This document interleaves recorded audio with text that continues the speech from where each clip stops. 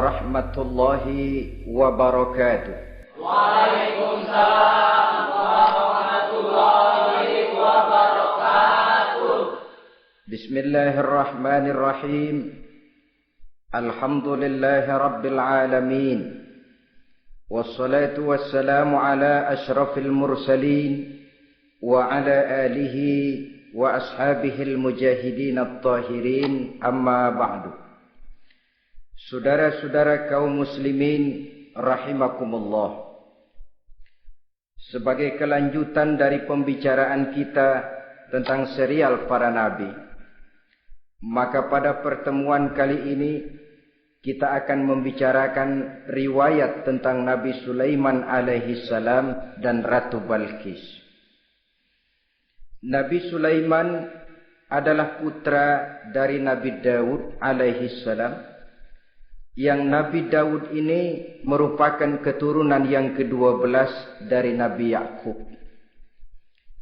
Pada diri Nabi Sulaiman bertemu kebesaran dunia dan kebesaran akhirat. Ya, beliau seorang raja. Ya, beliau seorang rasul. Ya, beliau seorang pemimpin agama. Ya, juga beliau adalah seorang pemimpin negara. Alangkah idealnya memang jikalau ulama menjadi umara, atau jikalau umara adalah seorang ulama. Dengan posisinya sebagai ulama, maka nilai kepemimpinannya terpelihara dari segala macam bentuk penyelewengan.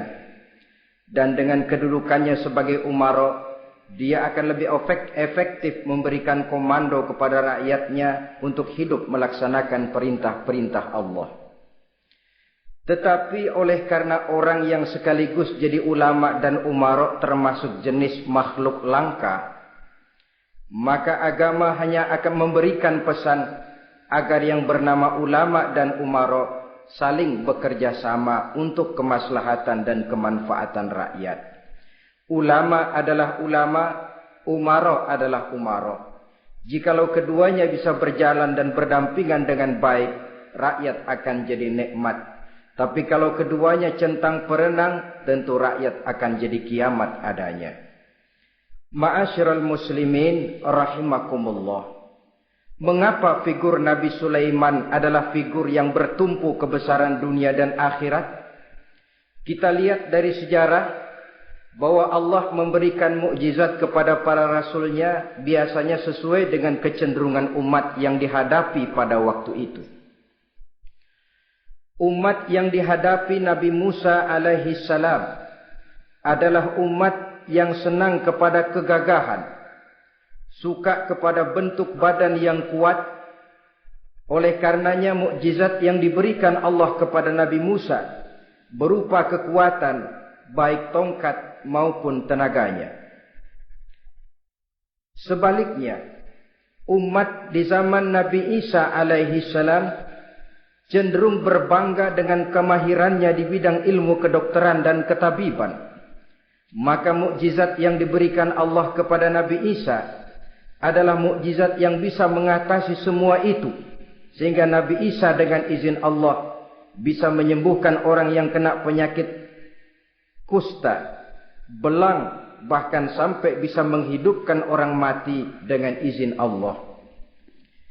Di zaman Nabi Muhammad sallallahu alaihi wasallam, kecenderungan umat kepada kemampuan bersyair, sehingga ketika itu yang dihargai adalah ujung tombak dan ujung pena.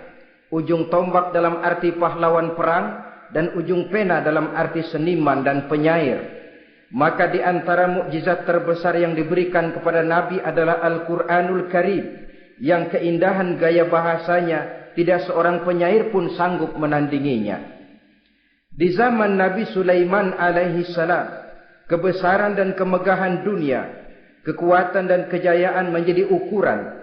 Kita tahu bahwa Jalut yang dihadapi oleh Nabi Daud adalah seorang yang bertubuh besar dan gagah perkasa, yang dalam sejarah lebih kita kenal dengan nama Goliat misalnya. Maka tidak heran kalau mukjizat yang diberikan Allah kepada Nabi Musa merupakan mukjizat yang bertumpu antara kebesaran dunia dan kebesaran akhirat, sebagai raja dan juga sebagai nabi. Tetapi yang patut menjadikan pelajaran buat kita terhadap seluruh kebesaran yang diberikan itu, Nabi Sulaiman berkata, "Haza min fadli Rabbi liyabluwani aashkuru am akfur." Semua ini, kekuasaan dan kebesaranku, kejayaan dan kekayaanku, adalah anugerah Tuhan untuk menguji diriku. Adakah aku menjadi bersyukur karenanya, atau malah aku menjadi ingkar karenanya? Alangkah baiknya jikalau ucapan Nabi Sulaiman ini kita bisa resapi dan kita bisa terapkan dalam kehidupan ini. Seorang pedagang yang berhasil berkatalah seperti perkataan Nabi Sulaiman. Seorang pejabat dengan kedudukan tinggi berkatalah seperti perkataannya Nabi Sulaiman. Seorang ulama dengan posisi sebagai pemimpin yang non formal berkatalah seperti perkataan Nabi Sulaiman. Seluruhnya berkata, "Haza min fadli Rabbi." Seluruhnya ini adalah karunia Allah untuk menguji diriku, adakah aku bersyukur atau aku menjadi ingkar karenanya. Inilah sekelumit tentang kebesaran Nabi Sulaiman alaihi salam. Pada usia 13 tahun, beliau sudah mewarisi kerajaan ayahnya Nabi Daud dengan meninggalnya Nabi Daud alaihi salam. Dan sejak itu keistimewaan Nabi Sulaiman alaihi salam sudah nampak dalam kehidupan. Beberapa keistimewaan bisa kita catat dari pribadi Nabi Sulaiman ini. Pertama, beliau cerdik, cerdas dan bijaksana, dan tentu saja harus begitu. Kalau Rasul goblok, mana ada umat yang mau ikut. Tetapi kecerdikan dan kecerdasan serta sifat bijaksana ini nampak dari beberapa kisah yang pernah dihadapinya. Pertama, di saat beliau berumur 11 tahun, ketika itu yang menjadi raja adalah ayahnya Nabi Daud, datang mengadu seorang petani bahwa sawah ladangnya, tanaman-tanaman yang ditanamnya habis dimakan oleh binatang ternak dari tetangga di sebelahnya. Maka ia mengajukan usul agar binatang ternak yang memakan tanam-tanamannya itu diberikan saja kepadanya. Nabi Daud meluluskan permintaan petani ini, tapi Nabi Sulaiman berkata, "Ayah, maafkan saya. Kalau boleh saya mengajukan usul, jangan seluruh binatang ternak gembala itu diberikan kepada petani. Akan lebih baik kalau binatang ternak yang memakan tanam-tanamannya itu diberikan kepada si petani selama 1 tahun. Apabila ia berkembang biak, beranak, hasil susunya seluruhnya selama 1 tahun itu boleh dimanfaatkan oleh petani tadi. Dengan demikian saya rasakan ini merupakan satu yang lebih adil ketimbang yang tadi itu." Keputusan Nabi Sulaiman ini diterima baik oleh ayahnya, oleh si petani, dan oleh si gembala tadi. Pada usia 11 tahun, ia sudah menunjukkan kecerdikan, kecerdasan, dan sifat yang bijaksana. Contoh yang kedua, ada 2 orang ibu yang pada saat akan bekerja di ladang, masing-masing meletakkan bayinya di satu tempat. Lalu keduanya pun asyik pergi bekerja. Sedang kedua ibu itu bekerja dengan asyiknya, datanglah seekor serigala, menerkam salah seorang anak bayi tadi. Dan kemudian dibawa. Tinggallah anak bayi seorang. Ketika kedua ibu tadi kembali ke tempat dia meletakkan anaknya, maka keduanya lalu berebut anak yang satu itu. Jadi kasus berebut bayi rupanya memang sudah ada dari dulunya. Yang satu berkata itu anaknya, yang lain mengakui itu pun juga anaknya. Akhirnya keduanya mengadu kepada Nabi Sulaiman. Masing-masing ngotot, tidak ada yang mau mengalah. Akhirnya kata Nabi Sulaiman, kalau kamu berdua tidak ada yang mau mengalah, sudahlah begini saja. Berikan bayi itu kepada saya, akan saya belah dua supaya adil. Masing-masing kamu bawa sarang sepotong. Ibu yang seorang berbinar matanya, kelihatannya gembira dengan keputusan itu. Saya setuju Nabi Sulaiman, ini keputusan yang sangat adil. Betul, belah dua saja bayi itu. Tapi ibu yang seorang malah berurai air matanya, membasahi pipinya. Ya Sulaiman, daripada Tuhan belah dua anak itu, biarlah berikan saja kepada ibu yang mengaku tadi itu. Tidak sampai hati saya melihat anak yang begini ini harus menjadi korban. Biarlah dia diasuh oleh ibu yang mengakuinya tadi, asal dia tetap hidup. Nabi Sulaiman tersenyum, lalu berkata kepada ibu yang berurai air mata tadi, ambillah anak ini bu, karena ia memang benar anak ibu. Sebab sekejam-kejamnya hati seorang ibu tidak akan sampai melihat anaknya dibelah dua. Adapun engkau ibu yang gembira, engkau sesungguhnya ibu yang kurang ajar. Cuma sekedar ngaku-ngaku, buktinya anak mau dibelah dua kamu setuju. Ibu macam apa kamu anak dibelah dua setuju? Akhirnya ibu yang satu itu menerima hukuman yang setimpal karena mengakui sesuatu yang bukan haknya. Di sini kita lihat kebijaksanaan yang dimiliki oleh Nabi Sulaiman alaihi salam. Bukti yang ketiga, pada waktu beliau mengadakan jihad fi sabilillah, beliau mengadakan mobilisasi dana. Tidak cuma manusia, binatang seluruhnya ikut memberikan sumbangan. Ketika datang gajah, gajah nyumbang kerbau. Datang kerbau, kerbau nyumbang kambing. Datang kambing, kambing nyumbang ayam. Datang ayam nyumbang burung. Datang burung nyumbang balang. Datang balang nyumbang semut. Gajah yang nyumbang kerbau ngelihat balang nyumbang semut ketawa. Semut, balang, Nabi Sulaiman kamu berikan semut untuk apa kayak gitu kecilnya? Lihatin dong saya nyumbang kebo, kata gajah. Nabi Sulaiman tersenyum seraya bersabda, al-hadiyatu biqadril muhdi. Pemberian itu memang sesuai dengan kemampuan orang yang memberi. Kalau gajah nyumbang kerbau itu wajar saja. Gajah besar sumbangannya pun besar. Sebaliknya kalau balang nyumbang semut itu juga memang pantas. Balang kecil sumbangannya pun kecil. Yang tidak wajar kalau ada balang mau nyumbang kerbau, ada gajah nyumbang semut. Di sini kelihatan watak yang bijaksana dari Nabi Sulaiman alaihi salam. Ini merupakan ciri keistimewaannya. Setiap rasul dibekali dengan sifat ini yang namanya sifat fatonah. Cerdik, cerdas, dan bijaksana. Yang ini memang merupakan mukjizat. Kecerdasan seorang rasul tidak merupakan hasil sekolahan, tapi merupakan bimbingan wahyu semata-mata, dan ini yang tidak bisa ditandingi oleh manusia. Jadi jangan lalu ngambil dalih Rasul aja nggak sekolah pinter, lalu ikut nggak sekolah ya goblok terus. Itu khususiat kok. Sifat yang namanya fatona itu merupakan bimbingan daripada wahyu. Adapun manusia, jikalau dia mau cerdik, jikalau dia mau cerdas, jikalau dia mau bijaksana, dia harus belajar. Dia lewat bangku sekolah, dia lewat teman bergaul, dia lewat bertanya kepada orang-orang pandai, atau autodidak dengan hidup banyak membaca dari kehidupan ini. Dengan demikian nilai kecerdikan, kecerdasan dan kebijaksanaannya akan bisa meningkat adanya. Ini keistimewaan pertama. Keistimewaan yang kedua, Nabi Sulaiman diberikan kekuasaan oleh Allah sehingga bisa menguasai angin, jin, bahkan juga mengerti segala macam bahasa binatang. Menguasai angin, beliau bisa menundukkan angin ribut dan memerintahkannya angin itu. Dalam surah Al-Anbiya ayat 81 kita temukan wali Sulaiman ar-riha asifatan tajri bi amrihi ilal ardil lati barakna fiha. Dan bagi Sulaiman ia mampu menundukkan angin ribut yang bertiup menurut perintahnya ke permukaan bumi yang kami berkahi di dalamnya.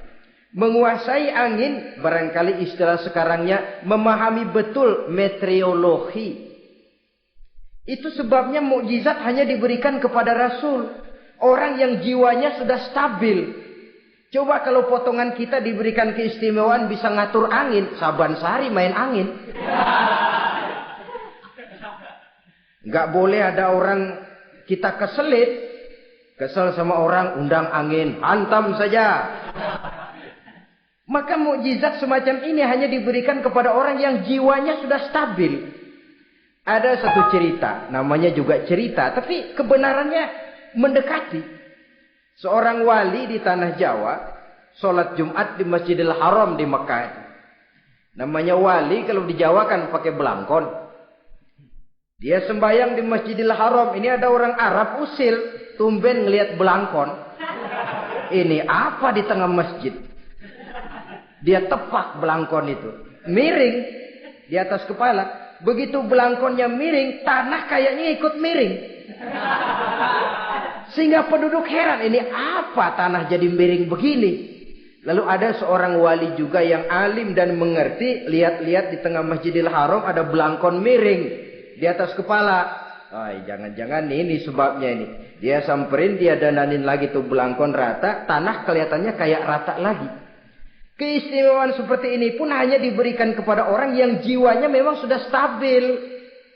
Coba kayak kita diberikan keistimewaan kayak begitu. Main belangkon melulu. Saudara-saudara kaum muslimin rahimakumullah.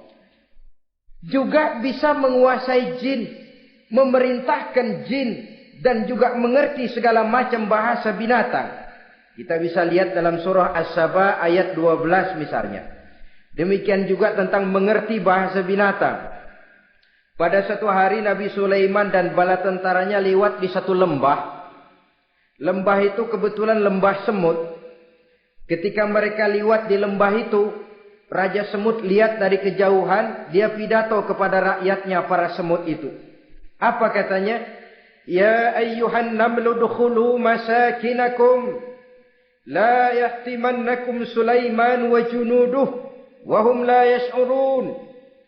Jadi ini Raja Semut melihat Nabi Sulaiman datang bersama seluruh bala tentaranya, dia pidato kepada rakyatnya.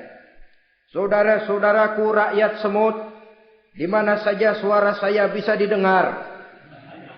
Perhatian, perhatian. Ini Nabi Sulaiman mau liwat dengan seluruh bala tentaranya. Kamu semua supaya masuk ke dalam lubang kamu masing-masing. Sebab kalau kamu enggak masuk ke lubangmu masing-masing, akan diinjak oleh Sulaiman dan bala tentaranya. Sedangkan mereka tidak tahu kalau kamu kena injak. Masuklah semut itu seluruhnya ke dalam lubangnya masing-masing. Nabi Sulaiman senyum. Fatabassama dhahikam min qawliha. Mendengar ucapan Raja Semut ini, Nabi Sulaiman tersenyum. Lalu berkata, apa katanya? Rabbi auzi'ni an ashkura ni'mataka allati an'amta alayya wa ala walidayya wa an a'mala salihan tardahu wa adkhilni birahmatika fi ibadika salihin. Satu pengakuan yang tulus yang jauh dari watak kesombongan. Mendengar Raja Semut berkata semacam itu, beliau senyum. Lalu berkata, wahai Allah, tetapkan kiranya hati saya ini untuk selalu bersyukur terhadap nikmat yang engkau karuniakan kepada saya. Karena nikmatku, nikmat yang engkau berikan kepadaku, saya mengerti bahasa binatang. Karena mengerti bahasa binatang, saya mengerti seruan Raja Semut itu. Tetapkan saya untuk selalu bersyukur ya Allah atas nikmat yang engkau berikan ini. Atas nikmat yang engkau berikan kepada kedua orang tua saya. Dan tetapkan saya untuk selalu melakukan amal soleh yang engkau ridhoi. Dan masukkan saya ke dalam golongan hamba-hambamu yang soleh. Satu pengakuan yang tulus. Yang jauh dari sifat kesombongan. Mungkin kalau sombong yang lahir begitu dengar Nabi Sulaiman bahwa semut ngomong begitu, beliau akan berkata, iya, masuk ke dia buruan. Tapi kan tidak. Malah beliau perintahkan bala tentaranya, pasukan, berhenti. Ada apa Nabi Sulaiman? Di depan kita ada kerajaan semut. Mereka lagi kocar-kacir masuk ke sarangnya masing-masing. Tunggu sampai mereka masuk dan kita bisa lewat dengan aman tanpa harus menginjak-injak mereka. Bala tentaranya di stop dan berhenti. Ternyata kebesarannya tidak menyebabkan ia lalu memandang remeh sampai kepada makhluk yang bernama semut sekalipun. Masih tetap dihargainya sebagai makhluk dari Allah Subhanahu wa ta'ala. Sesuatu yang perlu menjadi contoh kita semua. Sebab orang bilang kadang kacang sering lupa akan kulitnya. Kadang posisi kita yang tinggi menyebabkan kita lupa dari mana kita berasal. Kadang harta yang kita miliki menyebabkan kita lengah dari mana kita datang. Akhirnya yang timbul adalah sifat sombong dan angkuh. Ibarat kata orang, kacang lupa dengan lanjarannya. Ma'asyiral muslimin rahimakumullah. Ini kebesaran dan keistimewaan yang diberikan Allah kepada Nabi Sulaiman alaihi salam. Apa yang perlu kita jadikan tamsil dan ibarat dari kebesaran ini? Saudara-saudara kaum muslimin rahimakumullah. Keadilan sebagai umara yang berpadu dengan kebijaksanaan sebagai ulama. Satu hari seorang sahabat bertanya kepada Rasulullah sallallahu alaihi wasallam. Ya Rasul, kalau pada satu saat ajal merenggut Tuhan berlalu meninggalkan kami sekalian, kita berpisah untuk selamanya ya Rasul. Dalam kondisi semacam itu, azahrul ardi khairul lana ambatniha. Mana yang lebih baik ya Rasul buat kami kalau sudah ditinggalkan oleh Tuhan? Permukaan bumi atau perut bumi yang lebih baik? Ini pertanyaan dengan bahasa kinayah. Permukaan bumi maksudnya hidup. Perut bumi maksudnya mati. Orang kalau sudah masuk ke perut bumi kan habis. Ya Rasul, kalau engkau sudah tidak ada meninggalkan kami semua, mana yang lebih baik buat kami, hidup atau mati? Bukan main pertanyaan ini. Di satu sisi menggambarkan cintanya sahabat kepada Nabi. Sehingga kalau tidak bisa mati bersamaan, biarlah mati beriring saja.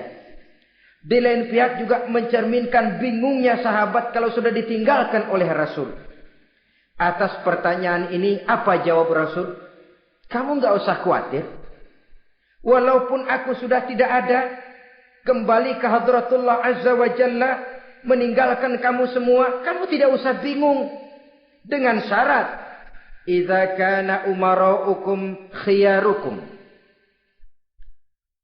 wa amrukum syura bainakum wa aghniyaukum askhiyaukum fa zahrul ardi khairul lakum min batniha. Kalau saja para umara, kalau saja pemimpin-pemimpin kamu adalah orang-orang yang terbaik di antara kamu, dan seluruh persoalan yang kamu hadapi dapat kamu musyawarahkan dengan baik, lalu orang-orang kaya di antaramu adalah orang-orang yang dermawan, ketika itu walaupun aku sudah tidak ada, hidup lebih baik daripada mati. Permukaan bumi lebih baik daripada perut bumi. Dengan catatan tiga tadi. Pemimpinmu orang yang terbaik di antara kamu. Segala persoalan kamu musyawarahkan. Dan orang kayamu orang dermawan. Walaupun aku tidak ada, hidup lebih baik daripada mati. Tapi sebaliknya kata Nabi, idza kana umaraukum syirarukum. Kalau umarokmu, pemimpin-pemimpinmu adalah orang-orang yang terjahat di antara kamu. Wa amrukum ala nisaikum. Dan segala urusanmu sudah diatur oleh perempuan. Walaupun dia tidak naik di bidang eksekutif, tidak memegang kekuasaan, tapi kekuasaan bayangannya jauh lebih menentukan daripada kekuasaan yang sesungguhnya. Kalau perempuan sudah ikut campur mengaturmu, kemudian wa askhiyaukum bukhalaukum. Orang-orang kaya di antaramu adalah orang-orang yang bakhil bin pelit alias kikir. Maka ketika itu kata Nabi, fabatnul ardi khairul lakum min zahriha. Perut bumi lebih baik daripada permukaan bumi. Apa yang bisa diharapkan dari pemimpin yang zalim, perempuan yang sok kuasa, dan orang-orang kaya yang bakhil dan pelit? Dalam kondisi semacam itu, bertemulah kita dengan yang bernama kiamat. Dan kalau sudah kiamat macam itu kata Nabi, perut bumi lebih baik daripada permukaan bumi. Maka yang kita perlukan sekarang adalah kerjasama antara ulama dengan umara. Ulama bukan umara, umara pun bukan ulama. Harus saling kerjasama dan jangan saling memperalat. Kerjasama menurut bidangnya masing-masing menjadi yang terbaik di bidangnya. Jangan sudah jadi kiai karena ingin berpartisipasi aktif lalu pindah jadi pemborong jembatan. Tidak sadar akan profesinya. Dan orang lalu tidak bisa berkata, apaan kiai mubalik bisanya cuma ngomong saja. Sekarang kan zaman pembangunan perlu karya nyata. Mana ada ustadz kiai mubalik bikin irigasi. Cuma pidato saja. Apa kemiskinan bisa diatasi dengan pidato? Ini juga orang tidak ngerti urusan. Wong Nabi saja ngajarin kok. Iza wusidal amru ila ghairi ahlihi fantaziri sa'ah. Yang kemudian diterjemahkan dalam manajemen modern. The right man on the right job. Bahwa persoalan harus diserahkan kepada orang yang memang ahlinya. Lah kalau kiai ngurus irigasi, apa nanti lurah mau ngajar fikih? Camatnya ngajar tafsir. Kacau jadinya. Makin ruwet jalur birokrasi, makin banyak orang meninggalkan profesi dan malah melaksanakan sesuatu yang bukan profesinya. Untuk memberesi keruwetan birokrasi termasuk diantaranya menanamkan kesadaran profesi yang menimbulkan kebanggaan dan kebanggaan yang membuahkan tanggung jawab terhadap profesi itu. Sebab orang kalau sudah bekerja menurut profesinya, walaupun tidak kaya, tapi hidupnya tenang. Kenapa? Karena panggilan jiwanya. Seorang kiai yang diajak ngobek, walaupun objeknya gol puluhan juta, kaya, belum tentu tenang. Karena saya yakin bukan ke sana panggilan jiwanya. Ma'asyiral muslimin rahimakumullah. Itulah sebabnya kerjasama. Ulama membangun lingkungannya, ulama membangun manusianya, umara membangun lingkungannya. Sehingga terciptalah wujud daripada pembangunan manusia seutuhnya. Ya zahirnya, ya batinnya. Seluruh kita berpartisipasi, hanya bidangnya saja yang berbeda-beda. Jangan yang satu merasa lebih berjasa dari yang lain. Jangan yang satu merasa lebih penting dari yang lain. Seluruh kita penting, seluruh kita berjasa, cuma bidang kita saja yang berbeda-beda. Inilah bahasa Quran, kullun ya'mal ala syakilati. Setiap orang bekerja menurut profesinya masing-masing. Ma'asyiral muslimin rahimakumullah. Kita kembali kepada riwayat Nabi Sulaiman alaihi salam. Satu hari ketika beliau sedang menginspeksi pasukan, berkumpullah pasukan beliau itu, ya tentara yang manusianya, ya pasukan jinnya, ya seluruh binatang-binatangnya berbaris. Beliau selaku inspektur upacara mengadakan inspeksi pasukan. Dari sekian pasukan-pasukan yang diperiksanya pada waktu itu, Nabi Sulaiman melihat tidak terdapat burung hudhud. Beliau bertanya-tanya, "Ma liya aral hudhuda am kana minal ghaibin?" Kemana burung hudhud? Orang lain pada kumpul, dia sendiri tidak ada. Awas kalau dia datang. Kalau dia tidak bisa memberikan alasan yang tepat kemana dia, akan saya berikan sanksi dan hukuman. Ini namanya pemimpin yang bertanggung jawab toh. Seorang pun dari yang dipimpinnya tidak ada, menjadi pertanyaan. Tidak lama kemudian datang burung hudhud. Begitu datang lalu memberikan laporan kepada Nabi Sulaiman. Kalau istilah sekarang, begitu dia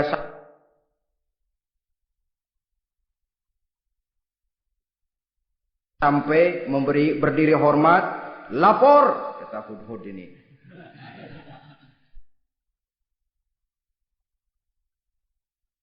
Bagaimana Hudhud? Maaf Tuan Raja, saya terlambat.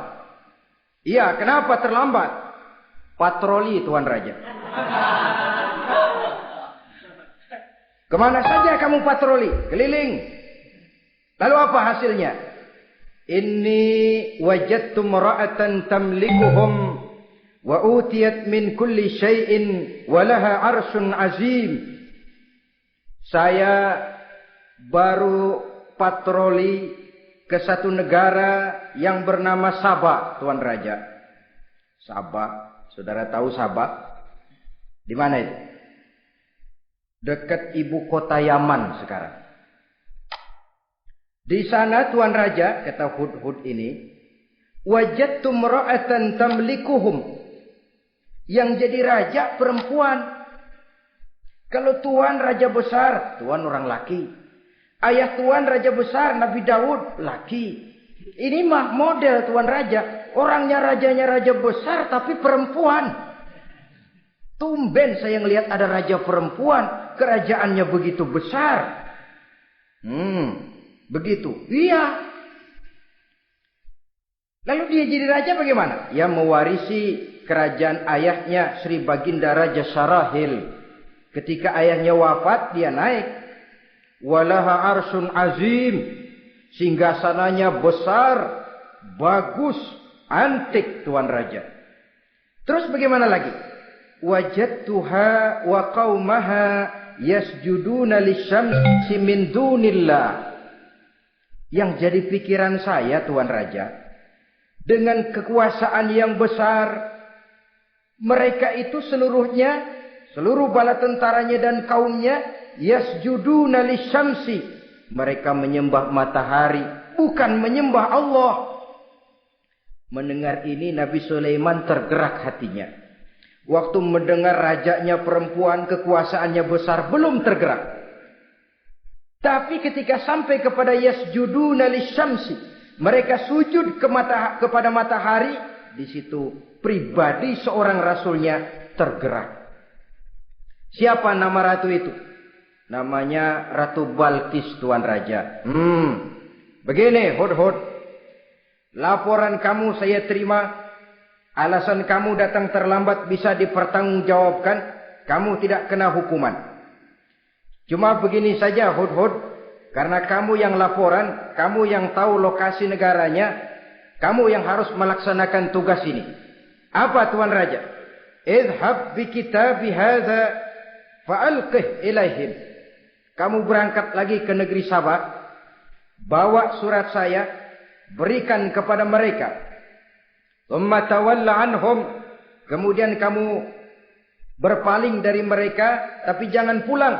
Fanzur madza yarji'un. Lihat apa reaksi mereka setelah menerima surat ini. Baik Tuan Raja, baik. Nabi Sulaiman menulis sepucuk surat kepada Ratu Balqis. Dan surat itu dibawa oleh burung Hudhud tadi. Terbanglah si burung Hudhud ini ke negeri Sabah. Masuk ke istana Ratu Balqis. Dan surat itu jatuh di kamar Ratu Balqis. Diambil surat tadi. Kemudian dibaca. Apa isi suratnya? Innahu min Sulaiman. Wa innahu bismillahirrahmanirrahim. Alla ta'lu alayya. Wa'tuni muslimin. Surat ini dari Sulaiman. Bismillahirrahmanirrahim. Jangan kamu merasa lebih tinggi dari aku. Datanglah kepadaku dan masuk ke dalam agama Islam. Suratnya singkat, padat, ultimatum. Jadi enggak pakai bahasa kembang, enggak pakai bahasa basi, langsung kepada isi. Surat ini dari Sulaiman. Bismillahirrahmanirrahim. Jangan kamu merasa lebih tinggi dari aku. Datanglah kepadaku dan masuklah ke dalam agama Islam. Ini yang disebut dakwah langsung tanpa pakai kembang. Saudara-saudara, menerima surat semacam ini, Ratu Balkis lalu ngumpulin para pembantu kerajaan, aparat pemerintah lah zaman sekarang. Termasuk menteri-menteri dipanggil sidang darurat di istana Ratu Balkis membahas datangnya surat dari Nabi Sulaiman alaihissalam. Tuan-tuan para menteri, bagaimana Sri Ratu? Saya dapat surat. Dari mana? Dari Sulaiman. Katanya apa? Jangan kamu merasa lebih hebat dan lebih tinggi dariku. Datanglah kemari dan masuklah ke dalam agama Islam. Menurut pendapat tuan-tuan menteri, bagaimana surat ini? Apa kita penuhin permintaannya? Kita datang rame-rame masuk Islam? Oh, kata menteri, jangan dulu tuanku. Gengsi dong. Kita ini kan kerajaan besar. Tentara kita gagah. Masa mau menyerah tanpa syarat?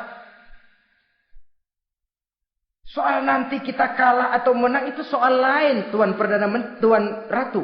Tapi bahwa kita punya harga diri itu harus kita tunjukkan lebih dulu. Jadi menurut Tuan Menteri bagaimana? Kami sih nunggu komando Tuan Putri saja. Artinya kalau boleh perang saja. Cuma mau duluin takut dikira nyelongcong. Kami sih gimana komando Tuan Ratu saja. Tuan komandokan berangkat, kami segera berangkat. Terserah Tuan Putri, kami seluruhnya loyal, taat dan setia menunggu titah dari Sri Paduka Ratu. Terima kasih para menteriku. Soal kesetiaanmu saya tidak meragukan. Tapi perang dimanapun selalu membawa kerugian. Kita menang rugi, tentu jatuh korban. Apalagi kalau kita kalah. Dan raja-raja yang mengalahkan negeri-negeri lain selalu membawa kehinaan kepada negeri yang dikalahkannya. Jadi bagaimana? Sekarang begini saja. Kita ambil jalan tengah. Lalu diplomasi dulu. Diplomasi macam apa Tuan Ratu? Kita kirim utusan kepada Nabi Sulaiman. Dari sana nanti kita lihat reaksinya. Saya memang selama ini sudah dengar siapa itu Nabi Sulaiman. Katanya orangnya masih muda, masih bujangan, bijaksana, kekuasaannya besar, tentaranya hebat. Cuma kan baru berita. Kita cek. Jadi diplomasi macam apa Tuan Ratu? Kita kirim utusan kepada Raja Sulaiman. Kita bawakan hadiah-hadiahnya. Yang mahal-mahal, mewah-mewah, menarik. Pokoknya yang terbaik di negeri kita, berikan kepadanya. Lihat reaksinya. Kalau dia tergiur dengan hadiah itu, dia raja. Bukan nabi. Tapi kalau dia menolak hadiah itu, dia memang nabi. Dan apa reaksi kita nanti tergantung sikap Nabi Sulaiman. Aha, kalau begitu setujulah Ratu. Itu memang bijaksana. Diplomasi dulu. Iya, jangan datang-datang main perang aja loh. Perang sih gampang. Tapi ini kan ada meja perundingan. Sepanjang masih kita bisa menempuh jalan damai, damai saja dulu. Baik. Maka diaturlah satu barisan diplomasi untuk menuju Palestina, kerajaan Nabi Sulaiman alaihi salam. Rombongan terdiri dari 500 orang laki-laki dan 500 orang perempuan. Yang laki ganteng, yang perempuan cantik. Yang laki dikendarai dengan kuda-kuda pilihan dan yang perempuan dikendarai dengan keledai-keledai pilihan. Kuda dan keledai pun dihiasi begitu rupa. Pelanaknya yang terbagus dilapis dengan sutra. Sedangkan bawaan-bawaannya tidak lain daripada intan, berlian, mutiara, jamrud, yakut, kesturi yang dilapis dengan sutra tenun yang asli. Pendeknya hadiah yang serba wah. Dan rombongan ini dipimpin oleh seorang diplomat ulung dari negeri Sabah bernama Munzir bin Amru. Ini ahli diplomasi dari negeri Sabah. Dipesanlah oleh Ratu Balkis Kalau datang nanti kamu ke negeri Sulaiman, sikapmu harus begini-begini dan segala macam. Ditatar dulu. Sebab ini mau diplomasi tingkat tinggi. Baik, Sri Ratu. Nah, sudah mendengar perundingan ini, burung hudhud pulang ke negeri Nabi Sulaiman. Apel lagi, lapor Tuan Raja. Bagaimana hudhud? Sikapnya mereka akan mengutus utusan dengan membawa berbagai macam hadiah untuk datang ke negeri kita. Baik. Nabi Sulaiman kumpulkan tentaranya, terutama para jin. Hei tentaraku, khususnya kalian para jin, akan datang rombongan tamu besar ke negeri kita. Maka mulai saat ini saya komandokan, kamu bangun satu istana yang megah, yang belum pernah ada, dalam waktu yang relatif singkat. Dan lantai daripada istana itu harus dilapisi dengan kaca-kaca tebal yang bening. Bawahnya diisi dengan air, diisi dengan ikan-ikan hias yang indah-indah. Baik Tuan Raja. Maka tentara Nabi Sulaiman, sejak manusia sampai binatang sampai jin, semuanya kerja bakti membangun istana yang megah. Sehingga sebelum rombongan kerajaan Sabah ini sampai, istana sudah selesai. Mereka masuk ke dalam istana Nabi Sulaiman. Begitu melihat lantainya gemerlapan air, masing-masing pada ngangkat kain. Takut kainnya basah. Waduh, ini istana kebanjiran begini. Kata Nabi Sulaiman, enggak usah diangkat kainnya, enggak usah. Ini dilapis kaca, cuma bawahnya memang kolam. Kolamnya berisi ikan. Oh, bengong. Bengong. Bengong aja pada melongo mulutnya. Saudara-saudara, jadi persis orang yang tinggal di puncak gunung datang ke tengah-tengah kota. Kan noraknya minta ampun. Apaan aja ditunjuk. Apaan aja dilihat, apaan aja ditunjuk. Ini ya, itu ya, wah. Wah, sudah semuanya serba wah. Jadi kalau istilah tingkat diplomasinya, mereka sudah kalah mental. Dan itu sudah kemenangan pertama dari Nabi Sulaiman. Sudah shock. Mereka merasa negeri Sabah kaya, luar biasa, hebat. Begitu datang ke negeri Sulaiman, mereka jadi orang norak kayaknya. Sudah kumpul, nah selamat datang tuan-tuan ke negeri kami. Ada pesan apa? Majulah Munzir bin Amru. Tuan Sulaiman, bagaimana? Kami diutus oleh Sri Baginda Ratu Balkis untuk menyampaikan hadiah-hadiah yang kami bawa ini. Intan, berlian, yakut, jamrud, kesturi, dan barang-barang mahal lainnya. Mudah-mudahan Tuan bisa menerima dengan senang hati. Nabi Sulaiman tersenyum. Lalu beliau berkata, Atumiddunani bimalin, fama atani Allahu khairun mimma atakum. Kamu mau memberikan saya seluruh hadiah-hadiah permata intan ini, padahal apa yang telah diberikan Allah kepada saya jauh lebih baik dari apa yang telah diberikannya kepadamu. Kamu merasa bahwa saya kekurangan semua ini? Ketahuilah tuan-tuan, saya punya lebih banyak dari apa yang tuan-tuan berikan sekarang ini. Irja' ilaihim, bawa pulang kembali seluruh hadiah ini. Sampaikan salam saya kepada ratumu, Ratu Balkis. Falanatiyannahum bijunudin la qibala lahum biha. Kalau mereka tetap tidak mau datang menyatakan keislaman, kami yang akan datang ke sana dengan seluruh bala tentara kami yang mereka pasti tidak akan sanggup menghadapinya.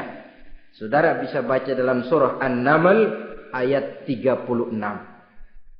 Saudara hadirin ma'asyiral muslimin rahimakumullah. Kalau orang sudah silau, dengan yang namanya upeti, hadiah, harta. Secara mental dia sudah jatuh. Andai kata ketika itu Nabi Sulaiman menerima seluruh hadiah tadi, maka misi kerasulannya tidak akan jalan.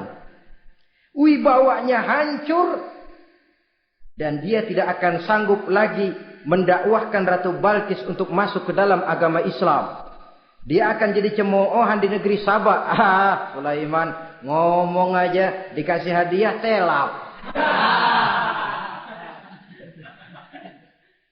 Nah, ternyata ada yang lebih mahal dari harta, ada yang lebih mahal dari intan dan mutiara, ada yang lebih mahal dari pangkat dan kedudukan.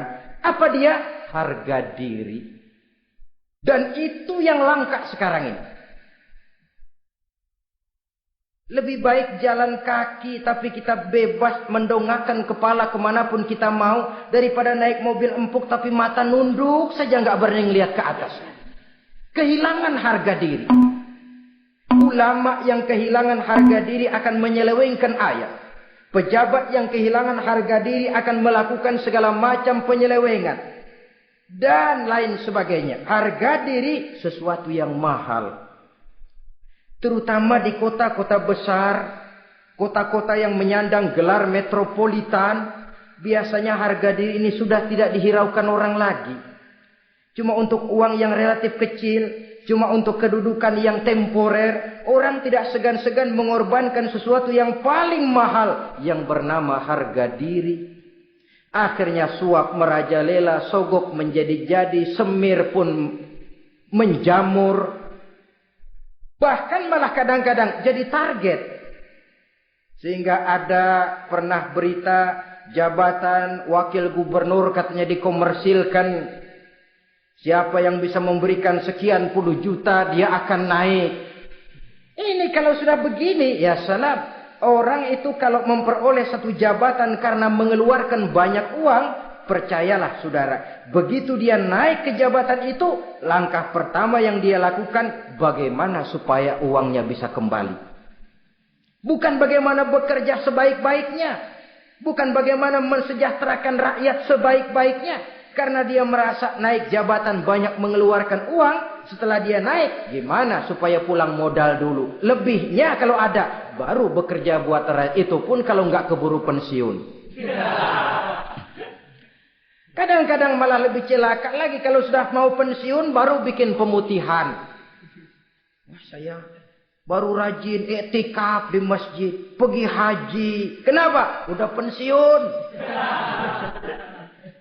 Tapi waktu masih aktif, tanda tangan masih laku, nota masih dihargai, kata belece masih berwibawa, lupa berbuat untuk hari depan dirinya sendiri, yaitu akhiratnya, konon lagi untuk umat dan agamanya. Jadi untuk mengabdi, berbuat baik kepada umat, berkhidmat kepada agama, iktikaf di masjid, tuan-tuan, tidak usahlah nunggu sampai pensiun. Manfaatkan posisi yang tuan-tuan punya sekarang ini untuk beribadah dengan sebaik-baiknya.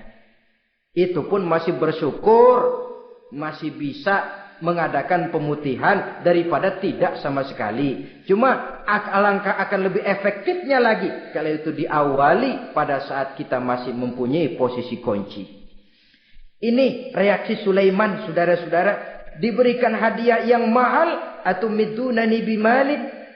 Kamu mau nyogok saya dengan hadiah ini? Yang diberikan Allah lebih hebat dari yang kau bawa sekarang ini. Apa yang saya cari? Oleh Allah saya telah diberikan sesuatu yang lebih besar dari yang kau bawa. Sudah, bawa pulang saja. Sampaikan salam kepada ratumu. Kalau dia tetap ngotot tidak mau kemari, saya yang akan datang ke sana dengan seluruh bala tentara yang saya yakin sampean akan kewalahan ngadepinnya. Pulang, sampaikan salam saya, bawa seluruh hartamu. Diplomasi tahap pertama menang total. Utusan Raja Sabah sudah kalah mental, kalah juga fisik. Pulanglah mereka dengan membawa kembali seluruh hadiah yang mereka ingin sampaikan tadi. Bisa dibayangkan mentalnya itu. Ya. Sama juga kita sudah punya niat ingin menyogok seseorang, tahu-tahu yang mau disogok nggak nerima. Pulang kayaknya muka kan belipet. Sulit ketemu orang. Jadi perasaan kita orang pada ngetawain aja. Padahal orang mah nggak tahu persoalannya. Tapi sikap mental sendiri itu. Jadi memang saudara-saudara ini berkaitan. Walaupun yang mau nyogok banyak, kalau yang disogok nggak mau, nggak jadi. Walaupun ada yang minta disogok, kalau yang mau nyogok nggak ada, juga nggak nyetel. Lah ini nyetel yang mau nyogok banyak, yang disogok pun ada. Jadilah perbuatan itu. Ma'asyiral muslimin rahimakumullah. Sampai mereka di kerajaan Sabah, mereka ceritakan itu. Ratu Balkis bengong. Ternyata yang saya dengar selama ini memang benar rupanya. Sulaiman bukan cuma raja, tapi juga rasul. Bukan cuma pemimpin negara, tapi juga pemimpin agama. Lalu bagaimana, Saudara Ratu? Biar saya pikir-pikir dulu. Pikir. Bagaimana ya? Sudahlah, begini saja. Kita sekarang berangkat ke negeri Nabi Sulaiman. Saya yang akan langsung memimpin rombongan. Ada 2 tujuan Ratu Balkis sebenarnya. Tujuan pertama ingin melihat dengan mata kepala sendiri kebesaran Sulaiman yang selama ini dia cuma dengar beritanya saja. Yang kedua, ada udang di balik batu. Kalau setelah Nabi Sulaiman nanti melihat kecantikan Ratu Balkis ini, dia bisa fly. Nah, istilah anak sekarang, dia bisa fly. Nah, siapa tahu kan karena kecantikannya Nabi Sulaiman lalu jatuh hati dan Dewi Amor pun bicara. Nanti bila mata bertemu mata, bibir ikut senyum, hati berdetak. Maka terjadilah magnet-magnet saling bersentuhan, percintaan tingkat tinggi. Kan lumayan dapat suami, dapat pacar seorang raja besar. Jadi dengan harapan ini berangkatlah Ratu Balkis ke negeri Nabi Sulaiman. Hud lapor lagi. Lapor. Gimana Hud? Ini Ratu Balkis yang mimpin sekarang. Baik, kita siap-siap. Begini saja, kata Nabi Sulaiman. Siapa yang bisa bawa singgasana Ratu Balkis ke sini? Jin Ifrit tampil. Saya. Berapa lama kamu perlukan untuk membawa singgasana Ratu Balkis kemari? Sebelum Tuan bangun dari tempat duduk, itu singgasana sudah bisa sampai kemari, Tuan Raja. Bagus. Ada yang bisa lebih cepat? Saya, kata seorang ulama. Berapa lama? Sebelum Tuan kedip. Asal Tuan kedip, Tuan melek lagi, singgasana sudah sampai di sini. Baik, kerjakan. Dalam waktu sekejap itu singgasana Ratu Balkis sudah sampai di istana Nabi Sulaiman. Pasang di sini, biar dia dudukin nanti. Rubah sedikit biar dia nggak kenalin. Dirombak sedemikian rupa. Masuk Ratu Balkis ke istana Nabi Sulaiman. Terjadilah kemudian di perundingan semacam tingkat tinggi antara raja dengan raja. Bagaimana, Tuan Ratu Balkis? Iya, Tuan Sulaiman. Iya, bagaimana? Saya kagum dengan kebesaran Tuan. Bukan kebesaran saya. Seluruhnya ini adalah karunia Allah kepada saya. Saya dengar Tuan menyembah matahari. Padahal matahari tidak pernah memberikan apa yang Tuan kehendaki. Matahari tidak pernah menciptakan Tuan. Adalah lebih baik Tuan menyembah yang menciptakan matahari daripada menyembah matahari itu sendiri. Nabi Sulaiman, bagaimana kalau kita mengadakan ya sambil berunding, sambil lobbying istilah sekarang. Baik, lobbying pun jadi. Berjalanlah meninjau seluruh pelosok istana Nabi Sulaiman alaihissalam. Seperti halnya bala tentaranya, Ratu Balkis juga sampai di lantai kaca, angkat kain. Kata Nabi Sulaiman, jangan diangkat tuh kain. Ini bukan air, istana kaca. Bukan main kebesaran kamu. Melihat begitu kebesaran Nabi Sulaiman, Ratu Balkis yang niatnya sementara mau melontarkan diplomasi asmara, lupa. Lalu apa katanya? Rabbi inni zolamtu nafsi. Ya Allah, selama ini saya benar-benar telah zalim kepada diri saya. Begitu banyak nikmat yang Engkau berikan kepada saya. Saya jadi ratu dengan kekuasaan yang besar, mewarisi kebesaran ayah, dengan kerajaan dan bala tentara yang gagah perkasa. Bukan saya bersyukur kepadamu, malah saya menyembah matahari. Inni zalamtu nafsi, sungguh saya telah zalim kepada diri saya. Maka mulai sejak saat ini, aslamtu ma'a Sulaiman lillahi rabbil alamin. Mulai sejak saat ini ya Allah, saya nyatakan diri, saya masuk Islam, bertuhankan Allah Rabbul Alamin. Saya tunduk kepada Nabi Sulaiman alaihi salam. Masuk Islam sebelum diplomasi asmaranya melayang, saudara-saudara. Sudah masuk Islam? Sudah. Nah, Ratu Balkis sekarang bagaimana? Ya Nabi Sulaiman, kalau saya masuk Islam, apakah kerajaan saya akan tunduk dan diatur oleh kerajaan Tuhan? Tidak. Kamu persilakan pulang ke kerajaanmu. Atur negerimu menurut cara yang kamu mau, asal sesuai dengan perintah Allah. Saya bukan penjajah. Saya cuma mengajak kamu ke dalam Islam. Saya tidak ingin meluaskan wilayah saya. Asal kamu sudah masuk Islam, tugas sudah saya jalankan. Perkara kerajaanmu, kau pulang, kau atur dan kau tetap jadi raja. Jangan merasa kalau sudah masuk Islam lalu kerajaanmu saya caplok. Islam bukan penjajah, Ratu Balkis. Baiklah Nabi Sulaiman, saya tahu. Tapi untuk melanggengkan kerjasama antara kerajaan Sabak dengan kerajaan Tuhan, caranya bagaimana? Mulai ngojok-ngojok. Dia enggak bilang lu demen aja deh sama gue. Enggak. Cuma untuk jangka panjang. Jangka panjangnya Sulaiman, supaya kita tetap bisa kerjasama, caranya bagaimana? Ya supaya kerajaan berumur panjang, kau harus punya keturunan, kata Nabi Sulaiman. Itu kan berarti saya harus nikah. Memang. Tapi saya ratu. Suami saya kan paling kurang juga harus maharaja, sahansah. Ya sebenarnya sih cuma dia nggak bilang aja. Di kerajaan gue nggak ada yang setimpal. Gue maunya sama elo. Itu kalau bahasa kita. Cuma ini kan bahasa perempuan. Perempuan kan paling pintar nahan perasaan. Nggak kayak orang laki. Orang laki kalau lagi mabuk cinta teler. Sama siapa aja dia cerita. Gue kan lagi demen sama si Ano. Lain sama perempuan, dia paling bisa jaga perasaan. Saya kalau begitu, saya harus kawin dengan maharaja. Ya kamu tinggal pilih saja, kata Nabi Sulaiman. Nabi Sulaiman, ini Perdana Menteri udah pada mesem-mesem, udah paham ke arah mana maksudnya. Bagaimana kalau kita kukuhkan saja dua kerajaan ini, Nabi Sulaiman? Saya pun setuju kalau itu kamu mau punya mau. Wah ini Perdana Menteri takbir semua. Allahu Akbar, Alhamdulillah, Alhamdulillah. Sampai akhirnya Nabi Sulaiman pun menikah dengan Ratu Balkis. Bergabunglah dua kerajaan besar itu. Saudara-saudara kaum muslimin rahimakumullah. Kemudian setelah bertahun Nabi Sulaiman wafat. Tidak seorang pun tahu karena beliau wafat sedang pegangan tongkat. Ketika tongkat dimakanin rayap, rapuh, baru beliau jatuh. Orang tahu kalau Nabi Sulaiman sudah wafat. Menurut riwayat beliau wafat itu sedang sholat. Karena sholat Nabi Sulaiman cuma diri saja. Tidak pakai ruku dan sujud. Menurut riwayat lain beliau sedang memandori jin dan tentaranya yang sedang kerja.